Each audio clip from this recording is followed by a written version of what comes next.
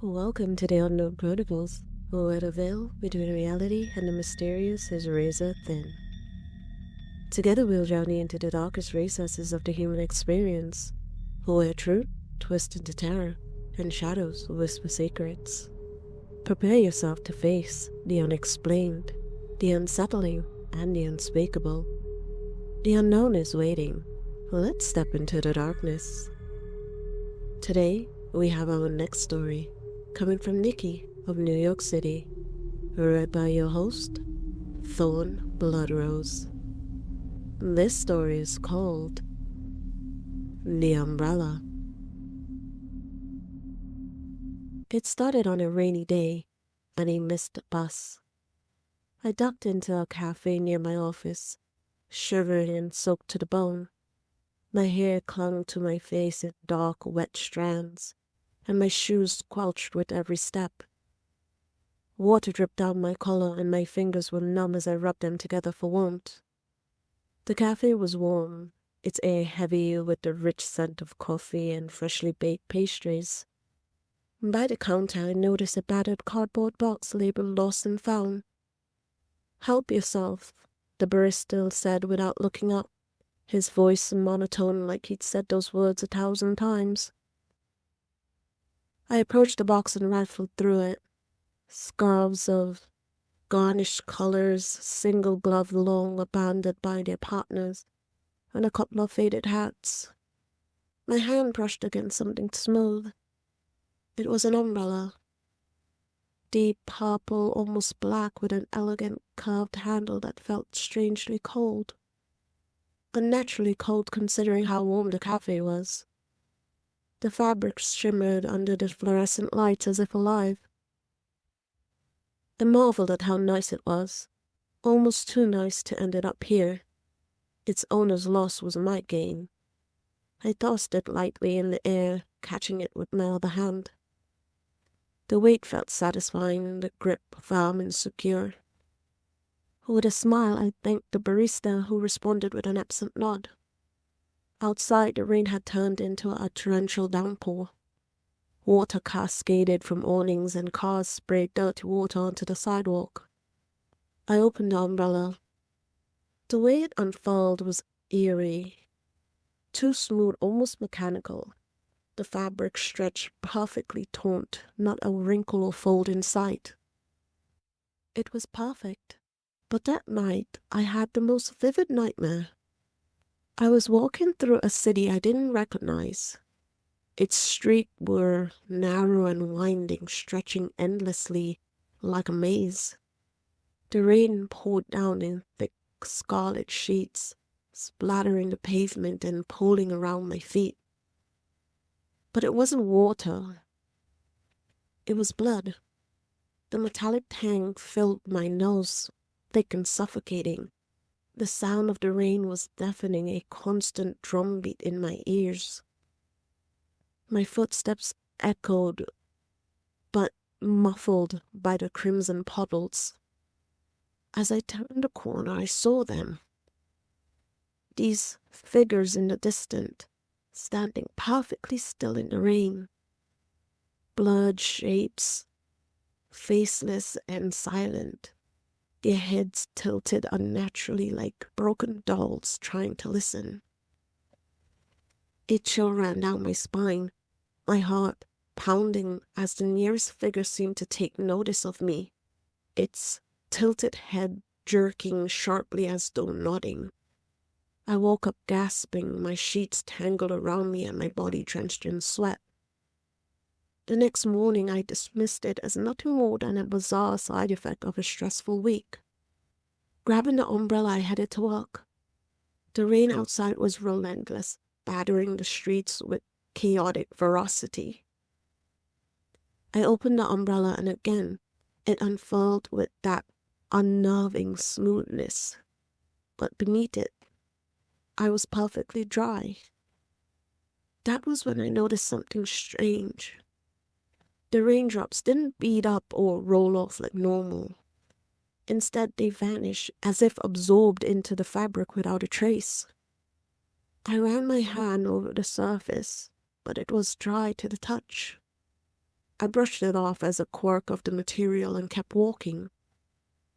At the intersection near my office, I saw them.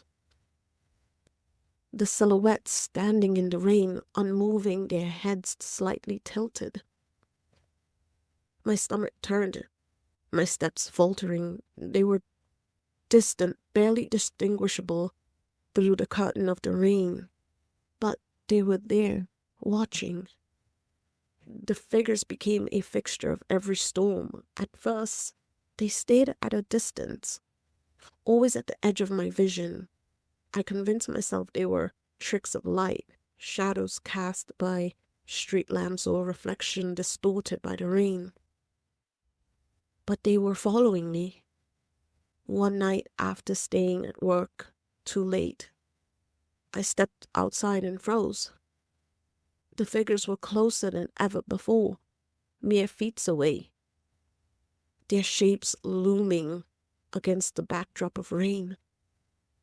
I gripped the umbrella tightly, my knuckles turning white. My breath came in shallow, rapid bursts. "Who are you?" I whispered, though my voice trembled, barely audible over the rain. They didn't answer. I turned and ran, my heart hammering in my chest. I didn't stop until I reached the train station, the world blurring around me in a haze of fear. The dreams worsened. Every night, I found myself in a maze of blood-soaked streets. The figures drew closer, their outlines sharpening to reveal torn faces with hollowed eyes, their lips moving soundlessly, forming words I couldn't hear but somehow understood. They were waiting for me. The umbrella had become a curse. I couldn't leave it behind. I tried. I threw it in the Hudson River one morning, watching as the dark water swallowed it whole. But the next day it was waiting by my door. Then the changes began. Whenever it rained, I stayed dry, even without the umbrella. The drops avoided me, carving in the air to miss my skin. My reflection in puddles lingered too long, staring back when I'd already moved on. Strangers avoided me on the streets, their gaze darting away as though I carried some unseen taint. The final straw came one night when I woke up to the sound of rain. Except I wasn't in my bed anymore. I was standing in the middle of an empty street, barefoot, the umbrella in my hand. It was raining blood. The figures surrounded me now, their smiles grotesque, their hollowed eyes devouring every ounce of light. One step forward, its movement jerky, like a marionette on strings. Your turn, it rasped, its voice wet and gurgling. Before I could scream, it reached out and placed its cold skeleton hand over mine on the umbrella's handle. The next morning, I wasn't in my apartment. I was in the rain, waiting. Cars and people passed by, their forms blurring as they moved through me.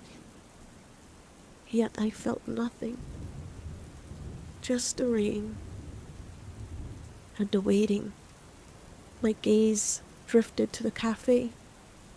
The umbrella sat neatly in the lost and found box, its deep purple fabric shimmering faintly under the fluorescent lights. The barista glanced as a new customer entered, dripping from the rain. "Help yourself," he said with a smile. I smiled too.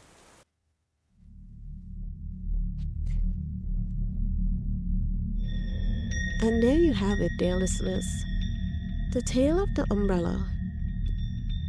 A simple object, an everyday item, one that promises to shield us from the rain.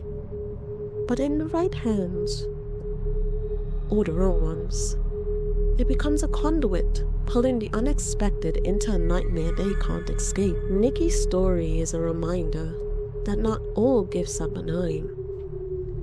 Sometimes what we think is shelter is nothing more than a trap, or waiting patiently for the right moment to ensnare us. An umbrella, gloves, scarves, they might seem innocent at first, but beneath their surface, they carry shadows, dark things waiting, watching, hungry for those who dare to take them. So the next time you find yourself caught in a storm, ask yourself, is it really just the rain, or is something else moving in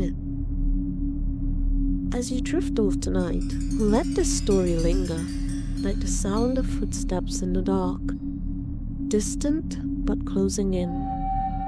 The unknown is all around us, hidden in the everyday, in the things we overlook.